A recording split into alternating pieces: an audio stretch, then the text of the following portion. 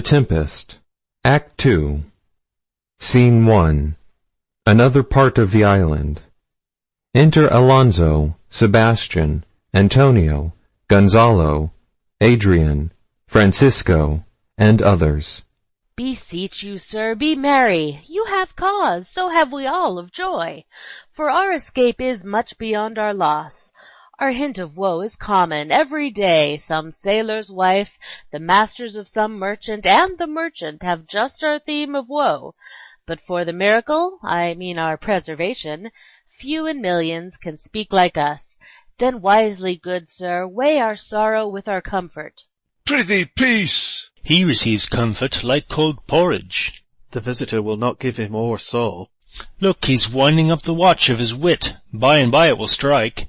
Sir. 1. Tell. When every grief is entertained that's offered comes to the entertainer, $1. dolor comes to him indeed. You have spoken truer than you purposed. You have taken it wiselier than I meant you should. Therefore, my lord. Fie, what a spendthrift is he of his tongue! I prithee, spare! Well, I have done. But yet... He will be talking. Which, of he or Adrian, for a good wager, first begins to crow? The old cock. The cockerel. Done. The wager? A laughter. A match. Though this island seemed to be desert, Ha ha ha! So you're paid. uninhabitable and almost inaccessible. Yet? Yet, He could not mist. it must needs be of subtle, tender, and delicate temperance. Temperance was a delicate wench. Aye, and a subtle, as he most learnedly delivered, The air breathes upon us here most sweetly.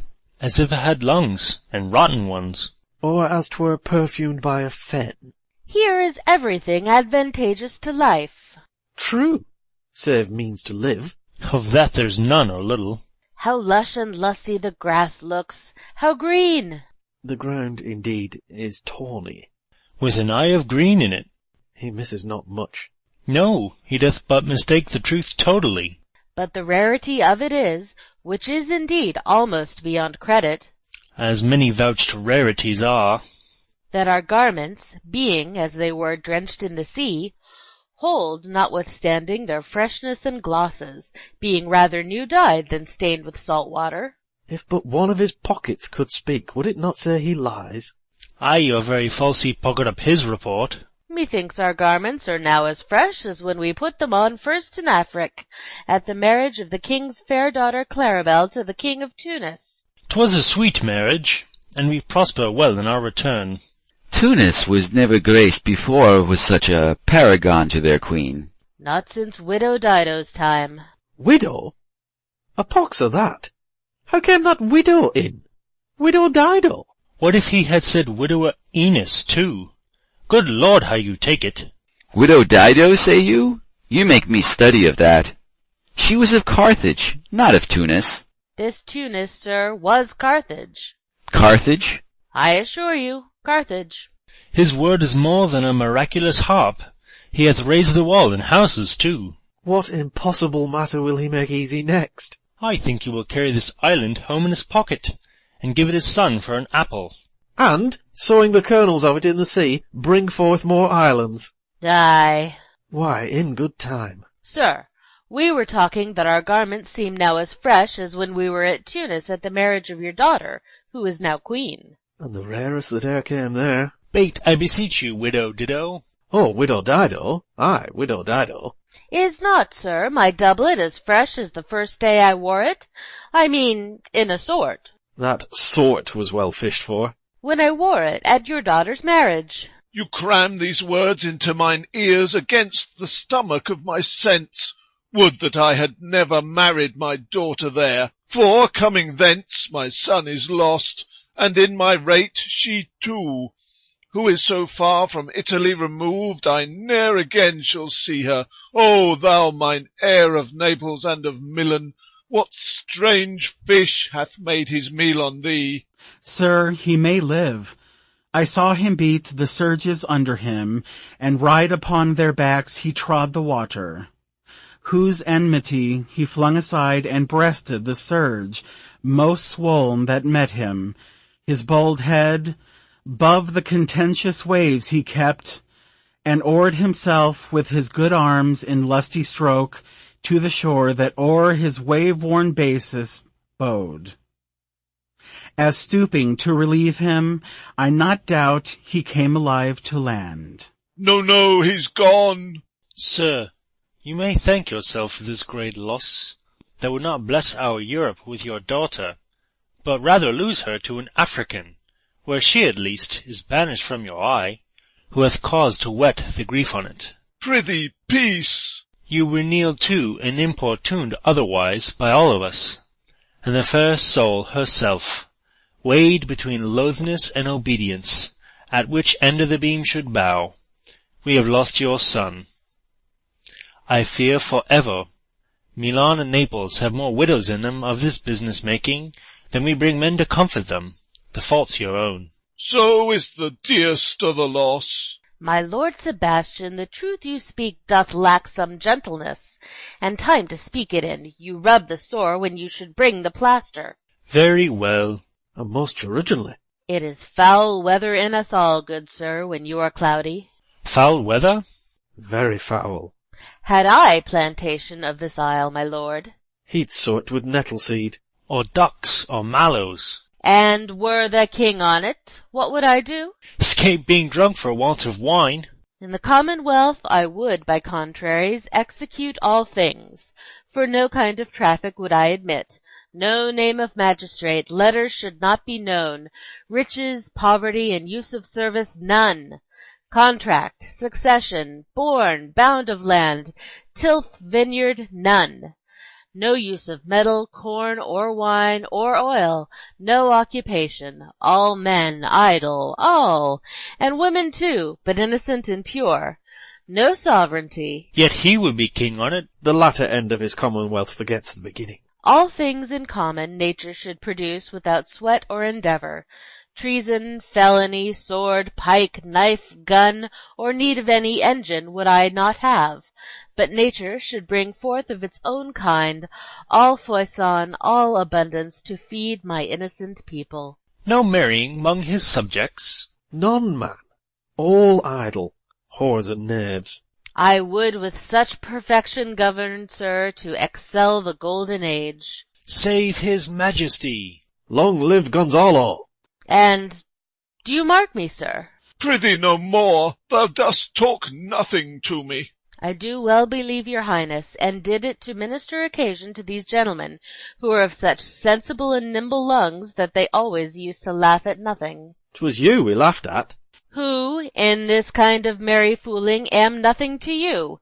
So you may continue and laugh at nothing still. What a blow was there given! And it had not fallen flat long.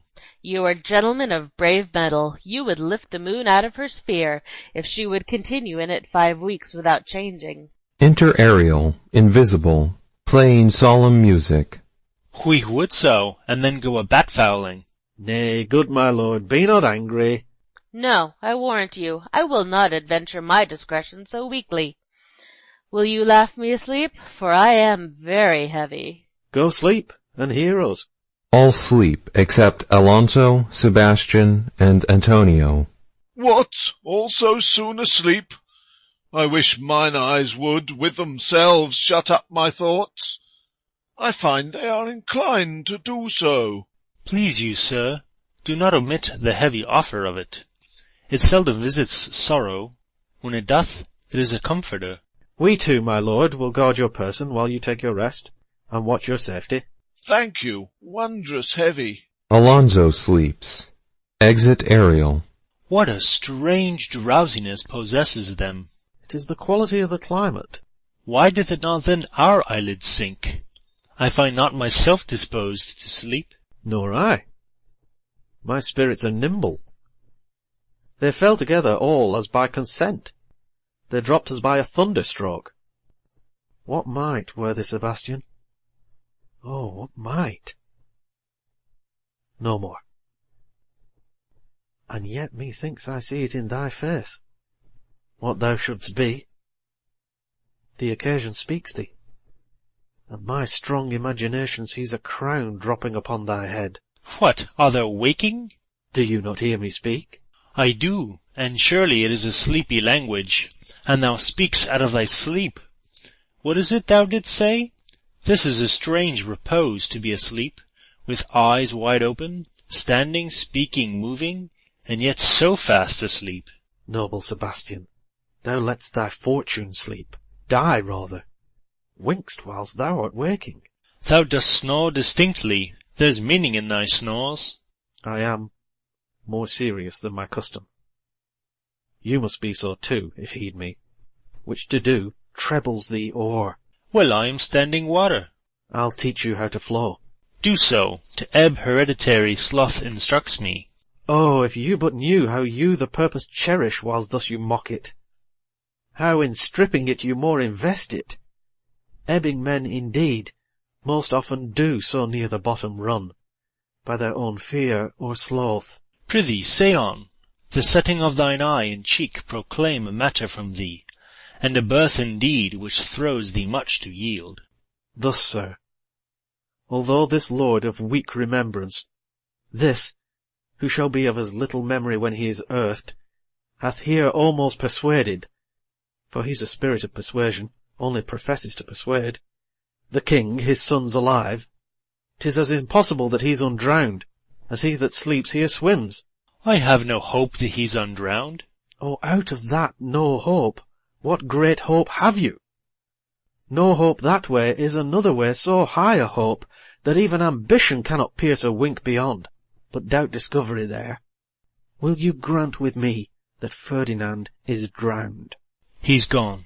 Then tell me, who's the next heir of Naples? Claribel. She that is queen of Tunis, she that dwells 10 leagues beyond man's life, she that from Naples can have no note, unless the sun were post, the man i' the moon's too slow, till new-born chins be rough and razorable, she that from whom we all were sea-swallowed, though some cast again, and by that destiny to perform an act whereof what's past is prologue, what to come, in yours and my discharge. What stuff is this? How say you? 'Tis true, my brother's daughter's queen of Tunis, so she is heir of Naples. 'Twixt which regions there is some space. A space whose every cubit seems to cry out, how shall that Claribel measure us back to Naples? Keep in Tunis and let Sebastian wake. Say, this were death that now hath seized them. Why, they were no worse than now they are. There be that can rule Naples as well as he that sleeps. Lords that can prate as amply and unnecessarily as this Gonzalo. I myself could make a chuff of as deep chat. Oh, that you bore the mind that I do! What a sleep were this for your advancement! Do you understand me? Methinks I do. And how does your content tender your own good fortune? I remember you did supplant your brother Prospero. True. And look how well my garments sit upon me, much feater than before. My brother's servants were then my fellows, now they are my men. But for your conscience. Ay, sir, where lies that? If 'twere a card, 'twould put me to my slipper. But I feel not this deity in my bosom. 20 consciences that stand twixt me and Milan, candid be they, and melt ere they molest. Here lies your brother, no better than the earth he lies upon, if he were that which now he's like, that's dead, whom I, with this obedient steel, 3 inches of it, can lay to bed for ever, whiles you, doing thus, to the perpetual wink for I might put this ancient morsel, this Sir Prudence, who should not upbraid our course. For all the rest, they'll take suggestion as a cat laps milk. They'll tell the clock to any business that we say befits the hour. Thy taste, dear friend, shall be my precedent. Hast thou got Milan? I'll come by Naples. Draw thy sword, one stroke shall free thee from the tribute which thou payest, and I the king shall love thee. Draw together, and when I rear my hand, do you the like to fall it on Gonzalo.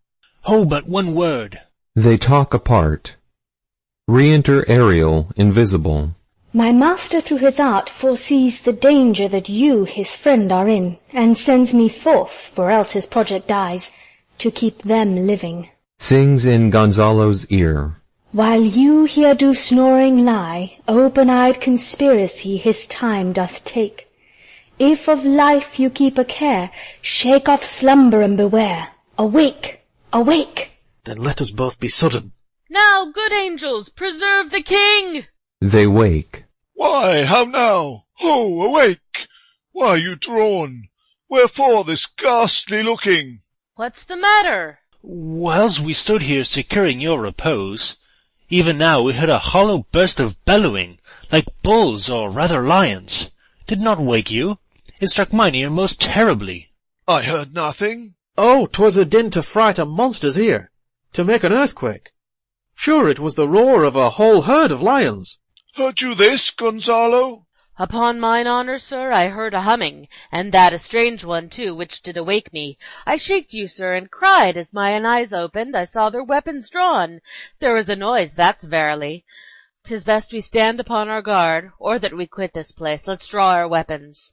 Lead off this ground, and let's make further search for my poor son.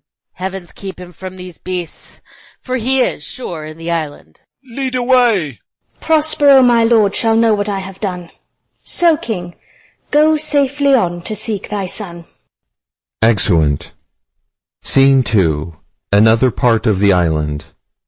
Enter Caliban, with a burden of wood. A noise of thunder heard. All the infections that the sun sucks up from bogs, fens, flats on Prosper fall, and making by inchmeal a disease. His spirits hear me, and yet I needs must curse. But they'll no pinch, fright me with urchin shows, pitch me i' the mire, nor lead me like a firebrand in the dark out of my way, unless he bid 'em. But for every trifle are they set upon me, sometime like apes that mow and chatter at me, and after bite me, then like hedgehogs, which lie tumbling in my barefoot way, and mount their pricks at my footfall. Sometime am I all wound with adders, who with cloven tongues do hiss me into madness. Enter Trinculo. Lo now, lo! Here comes a spirit of his, and to torment me for bringing wood in slowly. I'll fall flat. Perchance he will not mind me. Here's neither bush nor shrub to bear off any weather at all, and another storm brewing. I hear it sing in the wind. Yon same black cloud, yon huge one, looks like a foul bombard that would shed his liquor. If it should thunder as it did before, I know not where to hide my head. Yon same cloud cannot choose but fall by pale fools. What have we here? A man or a fish? Dead or alive? A fish. He smells like a fish, a very ancient and fish-like smell, a kind of neither the newest poor John. A strange fish. Were I in England now, as once I was, and had but this fish painted, not a holiday fool there but would give a piece of silver. There would this monster make a man. Any strange beast there makes a man. When they will not give a doit to relieve a lame beggar, they will lay out 10 to see a dead Indian. Legged like a man, and his fins like arms, warm on my troth. I do now let loose my opinion, hold it no longer. This is no fish, but an islander, that hath lately suffered by a thunderbolt. Thunder. Alas, the storm has come again. My best way is to creep under his gabardine. There is no other shelter hereabout. Ah, misery acquaints a man with strange bedfellows. I will here shroud till the dregs of the storm be past. Enter Stefano, singing, a bottle in his hand. I shall no more to sea, here shall I die ashore. This is a very scurvy tune to sing at a man's funeral. Well, here's my comfort. Drinks. Sings. The master, the swabber, the bo'sun, and I, the gunner and his mate, loved Mal, Meg, and Marian, and Marjorie, but none of us cared for Kate. For she had a tongue with a tang, would cry to a sailor, go hang. She loved not the savour of tar nor of pitch, yet a tailor might scratch her where'er she did itch. Then to sea, boys, and let her go hang. This is a scurvy tune, too, but here's my comfort. Drinks. Do not torment me. Oh, What's the matter? Have we devils here? Do you put tricks upon's with savages and men of Ind, huh? I have not scaped drowning to be afeard now of your 4 legs, for it hath been said as proper a man as ever went on 4 legs cannot make him give ground, and it shall be said so again, while Stephano breathes at nostrils. the spirit torments me. Oh, This is some monster of the isle with 4 legs, who hath got, as I take it, an ague. Where the devil should he learn our language? I will give him some relief, if it be but for that. If I can recover him and keep him tame and get to Naples with him, he's a present for any emperor that ever trod on neat's leather. do not torment me, prithee. I'll bring my wood home faster. He's in his fit now, and does not talk after the wisest. He shall taste of my bottle. If he have never drunk wine afore, it will go near to remove his fit. If I can recover him and keep him tame, I will not take too much for him. He shall pay for him that hath him, and that soundly. Thou dost me yet but little hurt. Thou wilt anon, I know it by thy trembling. Now prosper works upon thee. Come on your ways. Open your mouth. Here is that which will give language to you, cat. Open your mouth. This will shake your shaking, I can tell you, and that soundly. You cannot tell who's your friend. Open your chaps again. I should know that voice. It should be, but he is drowned. And these are devils. Oh, defend me. 4 legs and 2 voices. A most delicate monster. His forward voice now is to speak well of his friend. His backward voice is to utter foul speeches and to detract. If all the wine in my bottle will recover him, I will help his ague. Come, amen. I will pour some in thy other mouth. Stephano! Doth thy other mouth call me? Mercy, mercy, this is a devil and no monster. I will leave him, I have no long spoon. Stephano! If thou beest Stephano, touch me and speak to me, for I am Trinculo. Be not afeard. Thy good friend Trinculo. If thou beest Trinculo, come forth. I'll pull thee by the lesser legs. If any be Trinculo's legs, these are they.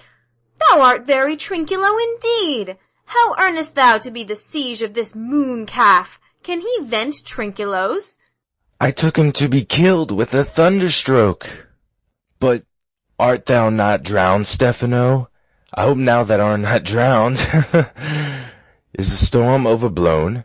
I hid me under the dead mooncalf's gabardine for fear of the storm. And art thou living, Stephano? Oh, Stephano, 2 Neapolitans escaped. Prithee, do not turn me about. My stomach is not constant. Aside. These be fine things, and if they be not sprites. That's a brave god, a bare celestial liquor. I will kneel to him. How didst thou escape? How camest thou hither? Swear by this bottle how thou camest hither. I escaped upon a butt of sack which the sailors heaved o'erboard, by this bottle, which I made of the bark of a tree with mine own hands since I was cast ashore. I'll swear upon that bottle to be thy true subject, for the liquor is not earthly. Here, swear then how thou escapest. Swam ashore, man, like a duck. I can swim like a duck, I'll be sworn. Here, kiss the book. Though thou canst swim like a duck, thou art made like a goose. Oh, Stephano, hast any more of this? The whole butt, man. My cellar is in a rock by the seaside where my wine is hid. How now, moon calf, how does thine ague? Hast thou not dropped from heaven? Out o' the moon, I do assure thee. I was the man i' the moon when time was. I have seen thee in her, and I do adore thee. My mistress showed me thee, and thy dog, and thy bush. Come, swear to that. Kiss the book. I will furnish it anon with new contents. Swear. By this good light, this is a very shallow monster. I have feared of him, a very weak monster, the man in the moon, a most poor credulous monster, Well drawn, monster, in good sooth. I'll show thee every fertile inch at th' island, and I will kiss thy foot. I prithee be my god. By this light, a most perfidious and drunken monster. When's God's asleep, he'll rub his bottle. I'll kiss thy foot. I'll swear myself thy subject. Come on then, down and swear. I shall laugh myself to death at this puppy-headed monster, a most scurvy monster. I could find it in my heart to beat him. Come, kiss. But that the poor monster's in drink, an abominable monster. I'll show thee the best springs. I'll pluck thee berries. I'll fish for thee, and get thee wood enough. A plague upon the tyrant that I serve. I'll bear him no more sticks, but follow thee, thou wondrous man. A most ridiculous monster, to make a wonder of a poor drunkard. I prithee, let me bring thee where crabs grow, and I with my long nails will dig thee pig-nuts, show thee a jay's nest, and instruct thee how to snare the nimble marmoset. I'll bring thee to clustering filberts, and sometimes I'll get thee young scammels from the rock. Wilt thou go with me? I prithee now lead the way without any more talking.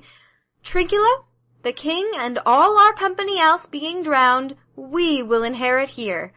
Here, bear my bottle. Fellow Trinculo, we'll fill him by and by again. Caliban sings drunkenly.